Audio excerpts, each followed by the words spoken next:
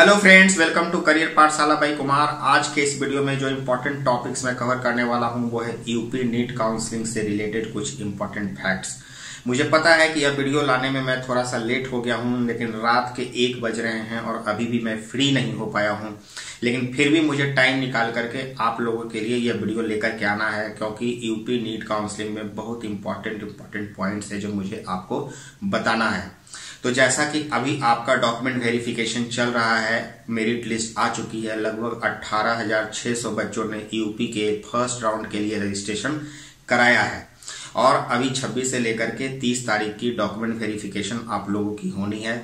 जिन बच्चों ने बीच में डॉक्यूमेंट वेरिफिकेशन नहीं कराया है वो 30 तारीख को जाकर के अपने नोडल सेंटर पे, जहां उन्होंने नोडल सेंटर का चॉइस में फिल किया होगा, वहां पर जाकर के अपना डॉक्यूमेंट वेरिफिकेशन करा सकते हैं।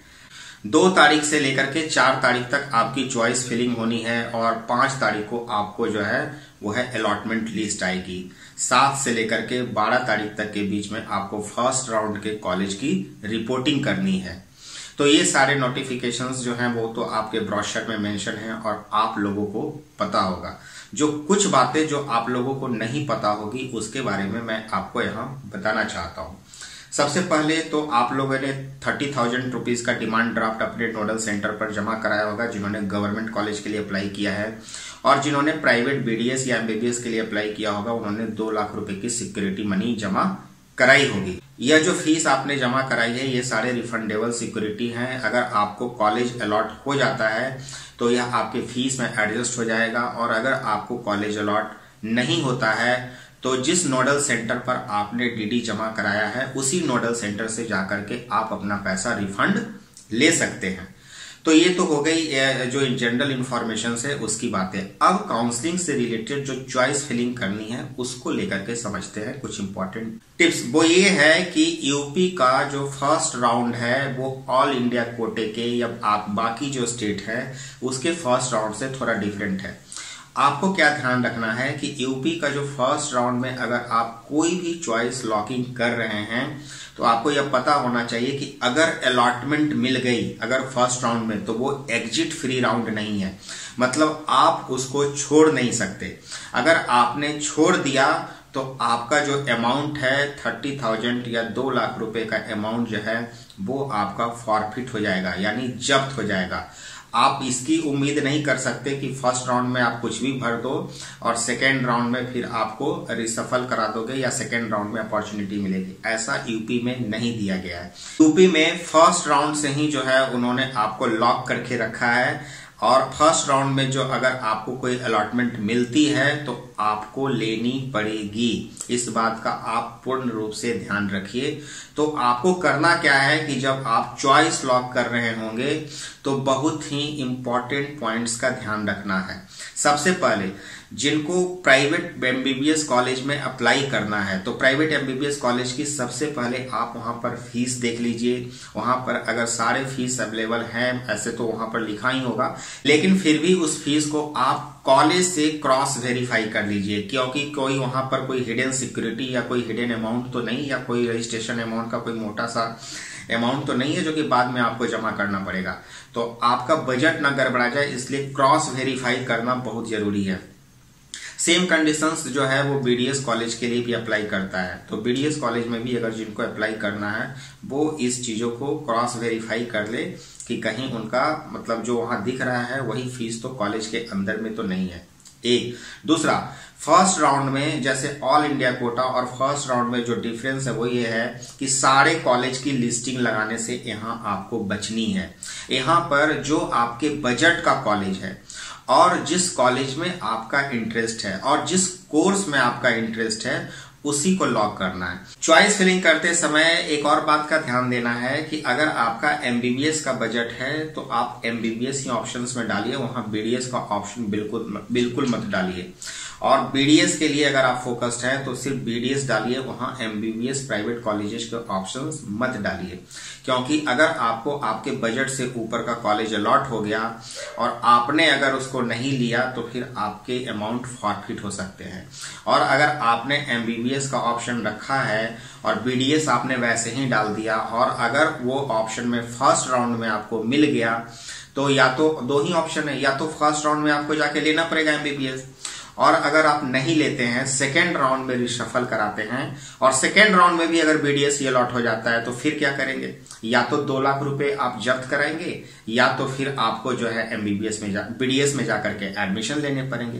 तो ये सारे रीजन है जो मैं बताना चाहता हूं कि जो आपका बजट है और जो आपका टारगेट है कोर्स का, उसी की चॉइस लॉकिंग करिए। अगर 3 ही कॉलेज की लॉकिंग करनी है तो 3 ही लॉक करिए और छोड़ दीजिए। ऐसा नहीं कि सीरीज से 15 कॉलेज गवर्नमेंट के और 17 कॉलेज 32 कॉलेजेस जो है 32 कॉलेजेस आप जो है वहां पे अरेंज कर दे या डेकोरेट कर दे, वैसा बिल्कुल मत कीजिएगा। हाँ, गवर्नमेंट कॉलेज की लिस्टिंग आपको जितनी लगानी है आप लगा सकते हैं उस हिसाब से।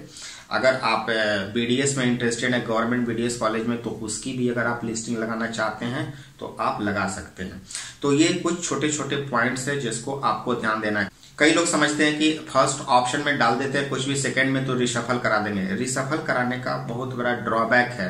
जैसे आपने फर्स्ट राउंड में कुछ भी डाल दिया और कुछ भी मिल गया, और सेकेंड राउंड में आपने रिशफल करा दिया और सेकेंड राउंड में भी आपका वो मन लायक कॉलेज नहीं मिला और वही कुछ भी मिल गया, तो फिर क्या करोगे? फिर या तो 2 लाख रुपए जब्त कराओगे या फिर उसी कॉलेज में जाकर के एडमिशंस लोगे।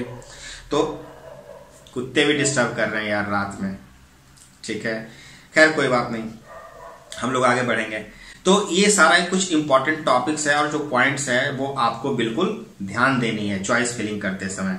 फर्स्ट राउंड खत्म होने के बाद अब आप आते हैं सेकेंड राउंड में। यहाँ एक और इम्पोर्टेंट पॉइंट्स है, जैसे अगर किसी को ऑल इंडिया कोटे से या डीम्ड यूनिवर्सिटी से या किसी भी स्टेट की यूनिवर्सिटी जो उन्होंने अप्लाई किया था और उसको अगर मनपसंद कॉलेज वहां पर मिल जाता है और फर्स्ट राउंड में भी आपको यूपी के अंदर में कोई कॉलेज मिला हुआ है और आप इसको छोड़ना चाहते हैं, तो जो आपको अलॉटमेंट लेटर, एडमिशन लेटर जो दूसरे स्टेट की मिली है वो आप वहां पर अपने स्टेट में दिखा करके फ्री एग्जिट ले सकते हैं। उस केसेस में आपकी पूरी राशि, पूरा जो अमाउंट है रिफंडेबल सिक्योरिटी का, वो रिफंड कर दिया जाएगा और रजिस्ट्रेशन अमाउंट भी जो आपने 2000 रुपए जमा कराए हैं उसका भी 10% काट करके आपको पूरा पैसा रिफंड कर दिया जाएगा। लेकिन सेकेंड राउंड का यूपी के चॉइस फिलिंग स्टार्ट होने से पहले आपको रिपोर्टिंग करनी होगी। चॉइस फिलिंग स्टार्ट हो जाने के बाद फिर आप वहां पर रिपोर्ट नहीं कर सकते कि आप वो सीट छोड़ने वाले हैं, तो इस बात का भी आपको ध्यान देना है। सेकेंड राउंड में सेम प्रोसेस है। सेकेंड राउंड में कोई भी चीज आपको अलॉट होगी, कोई भी कॉलेज आपको अलॉट होगी, आपको लेना पड़ेगा, चाहे वो एमबीबीएस कॉलेज हो, बीडीएस कॉलेज हो, प्राइवेट हो, गवर्नमेंट हो, उसको आप छोड़ नहीं सकते हैं। अगर आपने छोड़ा तो आपका अमाउंट वहां पर सीज हो जाएगा और यहाँ पर कोई रिशफल का, अपग्रेडेशन का जो है ऑप्शन मॉपअप राउंड के लिए नहीं बचता है। तो यहां पर भी आपको सेकेंड राउंड में भी अगर आप रजिस्ट्रेशन कराते हैं तो वहां भी आपको बिल्कुल ध्यान से चॉइस को लॉक करना है। अगर आपका फर्स्ट राउंड में भी जाने का प्लान है तो उसको भी मर्ज करके आपको कैलकुलेट कर लेना है कि मुझे क्या यहाँ पे लॉक करना है और क्या उधर के लिए ऑप्शंस में रखने हैं।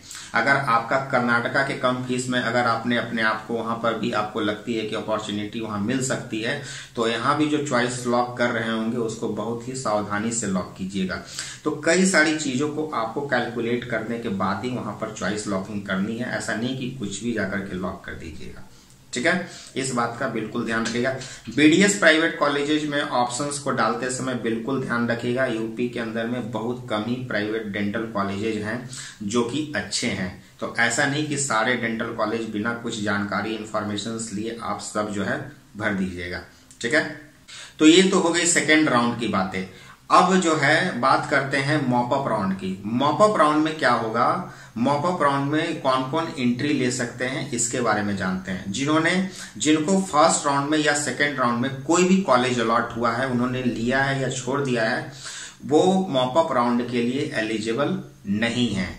अगर वो मॉपअप राउंड में अपना रजिस्ट्रेशन कराना चाहते हैं तो उनको रजिस्ट्रेशन अमाउंट के साथ जो रिफंडेबल सिक्योरिटी वहां पर 2 लाख रुपए की लगेगी वो फिर से जमा करानी पड़ेगी। एक तो ये हो गया। दूसरा कंडीशन ये है कि जिनको फर्स्ट राउंड या सेकेंड राउंड में कोई भी सीट अलॉट अभी तक नहीं हुआ है वो मॉपअप राउंड में फिर से रजिस्ट्रेशन करा सकते हैं, लेकिन जो रिफंडेबल सिक्योरिटी आपने पहले जमा करी हुई है वो आपको अब फिर से उसमें जमा कराने की जरूरत नहीं है। सिर्फ 1000 का रजिस्ट्रेशन अमाउंट मॉपअप राउंड में आपको फिर से लगेगा, ठीक है। जो थर्ड है, जिन्होंने अभी तक फर्स्ट राउंड या सेकेंड राउंड में अभी तक कोई भी रजिस्ट्रेशन नहीं कराया और वो सिर्फ डायरेक्ट मॉपअप राउंड अटेंड करना चाहते हैं, वैसे कैंडिडेट भी मॉपअप राउंड में रजिस्ट्रेशन करा सकते हैं। उनको 1000 रुपीज रजिस्ट्रेशन अमाउंट के साथ 2 लाख रुपए का जो है वो सिक्योरिटी अमाउंट वहां पर जमा कराना पड़ेगा। तो ये सारे कुछ कंडीशंस हैं जो मॉपअप राउंड में आपको फॉलो करने हैं। मॉपअप राउंड का क्या होता है कि मॉपअप राउंड के जो डेट और नोटिफिकेशन जो आपको मिली है उसमें आपको वो फिजिकल राउंड ऑफ काउंसलिंग है, उसके अंदर में पहले एमबीबीएस की और फिर बीडीएस की काउंसलिंग अलॉटमेंट होती है। वो डेट वहां पर दिया हुआ होगा, उस डेट में जो भी सेंटर दिया होगा लखनऊ के अंदर में यूपी में, वहां पर आपको पहुंचनी होगी। वहां पर सारे कॉलेज के, एमबीबीएस कॉलेज के रिप्रेजेंटेटिव होंगे या बीडीएस कॉलेज के रिप्रेजेंटेटिव होंगे। अगर जो भी सीट वहां पर खाली होगी, वैकेंट होगी, वो वहां पर आपको स्क्रीन बोर्ड पर दिखाई देगा और आप अपने रैंक और मार्क के हिसाब से वहां पर सीट अलॉटमेंट आपको मिलेगी। वहीं पर ओरिजिनल डॉक्यूमेंट सबमिट करने होंगे और वहीं आपका एडमिशन कंफर्म हो जाता है। तो ये तो हो गई मॉपअप राउंड के प्रोसीजर की बात। मॉपअप राउंड के बाद भी अगर सीटें खाली रह जाती हैं तो वो सीटें सारी कॉलेज को ट्रांसफर हो जाएंगी। ठीक है, अब कॉलेज को जो सीटें ट्रांसफर हो जाएगी तो इसका मतलब ये नहीं है कि कॉलेज में कोई भी जाकर के एडमिशन ले सकता है, नहीं। मॉपअप राउंड में जब आप रजिस्ट्रेशन कर रहे होंगे तो वहीं पर आपसे पूछ लिया जाएगा कि आप मॉपअप राउंड के बाद भी अगर कोई सीटें खाली रहती हैं तो उसके लिए आप अप्लाई करना चाहते हैं कि नहीं। अगर आपने वहां पर यस का बटन दबा करके मॉपअप राउंड में रजिस्ट्रेशन किया तभी आपको वहां पर डायरेक्ट लेफ्ट जो सीट है कॉलेज के अंदर में उसमें एडमिशंस लेने का अलाउ होगा। कंक्लूड करके यह बनता है कि मॉपअप राउंड के ही रजिस्ट्रेशन से जो बच्चे कॉलेज में डायरेक्ट एडमिशंस लेंगे उसी लिस्ट में से उनको जाना पड़ेगा। ऐसा कुछ नहीं होगा कि आपने फर्स्ट राउंड, सेकेंड राउंड या मॉपअप राउंड में कोई भी रजिस्ट्रेशन नहीं कराया और आप डायरेक्ट जाकर के कॉलेज में एडमिशन ले लें लेफ्ट ओवर सीट में। तो इस बात का बिल्कुल ध्यान दें कि आपका रजिस्ट्रेशन किसी न किसी राउंड में होना मैंडेटरी है। एक तो ये होगा। दूसरी एक और बड़ी बात है कि क्या होगा कि ऑल इंडिया कोटे के सेकेंड राउंड के बाद अगर गवर्नमेंट की सीटें खाली बचती हैं तो वो या तो यूपी के सेकेंड राउंड में आएंगी और सेकेंड राउंड में अगर नहीं आ पाई तो वो मॉपअप राउंड में आएंगी। जिस भी राउंड में वो आएंगी वो स्टेट कोटे के अंदर में कंसीडर नहीं किया जाएगा। ऑल इंडिया कोटे से लेफ्ट ओवर सीट को ऑल इंडिया कोटे के मेरिट लिस्ट से ही भरा जाएगा। पहले कई सारे लोगों को ये कंफ्यूजन था कि वो स्टेट में आ जाने के बाद स्टेट रैंक से भरी जाती है। नहीं, ऐसा नहीं होने वाला। ऑल इंडिया कोटा का जो मेरिट लिस्ट होगा उसी के द्वारा वो फिलअप हो जाएगा। अब यह बात अभी तक डिसाइडेड नहीं है या रिटेन नहीं है कि क्या सिर्फ यूपी के ही बच्चे ऑल इंडिया कोटे के सीट के लिए एलिजिबल होंगे या अदर स्टेट के बच्चे भी ऑल इंडिया कोटे सीट्स के लिए एलिजिबल होंगे। जैसे ही यह इन्फॉर्मेशन मेरे तक पहुंचेगी मैं जरूर आपको वीडियो के माध्यम से अपडेट कर दूंगा। तो ये कुछ इंपॉर्टेंट पॉइंट्स थे जो मैं आपको बताना चाहता था और आपको ध्यान रखने की सख्त जरूरत है। फिर से बता रहा हूं, चॉइस फिलिंग जो है वो बहुत ही इंपॉर्टेंट तरीके से करिएगा। आपका 2 लाख रुपए लगे हुए हैं, आपके 30,000 रुपए लगे हुए हैं। कुछ भी मत भरिएगा, वही भरिएगा जो आपका टारगेट है, जो आपका बजट है और जिस कॉलेज के बारे में आप सोच रहे हैं। तो फ्रेंड्स, अगर इसके बाद भी अगर कोई क्वेरी है तो आप मुझे जो है मेल कर सकते हैं, आप मुझे वहां पे कमेंट बॉक्स में डाल सकते हैं। मैं कोशिश करूंगा आपको रिप्लाई करने का। इस वीडियो को ज्यादा से ज्यादा शेयर कीजिए ताकि हर किसी के पास ये जानकारी और इन्फॉर्मेशन पहुंच सके, क्योंकि हर किसी का पैसा लगा हुआ है और पैसे और इन्फॉर्मेशन के अभाव में किसी का पैसा जो है फॉरफिट नहीं होना चाहिए। तो तब तक के लिए फ्रेंड मुस्कुराते रहिए, हंसते रहिए और काउंसलिंग को एंजॉय कीजिए, क्योंकि यह भी एक लर्निंग स्ट्रैटेजी है आपके लिए। Thank you so much.